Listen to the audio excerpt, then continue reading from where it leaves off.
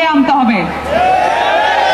শেখ হাসিনাকে বাংলাদেশে ফিরিয়ে এনে এই 2000 মানুষের মুখোমুখি করতে হবে। শেখ হাসিনার কি শাস্তি হওয়া উচিত? ফাঁসি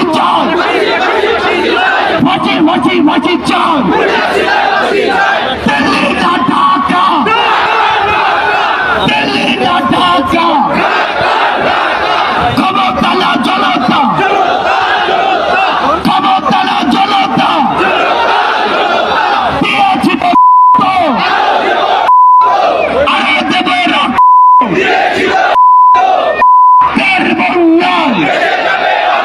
এই অভ্যুত্থানকে আমরা বলেছি ছাত্র নাগরিকের অভ্যুত্থান।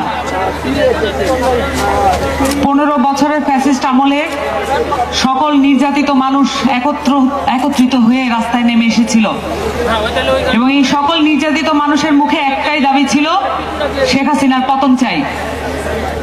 এই এক দফা দাবি তারা 3 তারিখ বলে দিয়েছিল এবং সকল মানুষ এক আঙ্গুল তুলে দাঁড়িয়েছিল এবং আমাদের ছাত্র নেতারা ঘোষণা দিয়েছিল। এবং আমাদের এই নতুন বাংলাদেশে আমরা বলছি নতুন, কিন্তু আমাদের পুনর্গঠনের কাজ বাকি আছে। আমাদের দরকার সংহতি।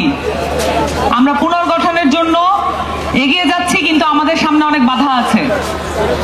আমরা মনে করি সকলে মিলে এই সংহত অবস্থায় আমাদের প্রতিরোধ গড়ে তুলতে হবে। সেই সাথে আমাদের এখন প্রয়োজন আমাদের যত জুলাই অভ্যুত্থানে যত আহত আছেন প্রত্যেকের যারা হামলাকারী ছিলেন সকলকে বিচারের আওতায় আনতে হবে এবং জুলাই অভ্যুত্থানে যত শহীদ আছেন প্রত্যেকের হামলার সাথে এবং তাদেরকে শহীদ করার পিছনে যাদের যাদের হাত আছে সকলকে বিচারের আওতায় আনতে হবে। আওয়ামী লীগকে দল হিসেবে এবং তাদের রাজনৈতিক পরিচয়ে তারা কেন এই ধরনের গণহত্যার সাথে সামিল ছিল, এই বিচারের কাঠগড়ায় তাদেরকে দাঁড়াতে হবে। তাদেরকে জবাব দিতে হবে এই বাংলাদেশের মাটিতে কিভাবে তারা সাহস পেল আমাদেরকে বিভক্ত করার, কিভাবে তারা সাহস পেল এই দেশের মানুষকে, স্বাধীন দেশে 2000-এর উপরে মানুষকে শহীদ করার। তাদেরকে জবাব দিতে হবে। আমরা মনে করি এই মানবাধিকার দিবসে আমাদেরকে এই কথাও বলতে হবে, এই সব এগুলো ব্যতীত আমাদের মানবাধিকার নিশ্চিত হয়নি। পৃথিবীর অন্যান্য দেশের সাথে বাংলাদেশের অনেক পার্থক্য এখনো।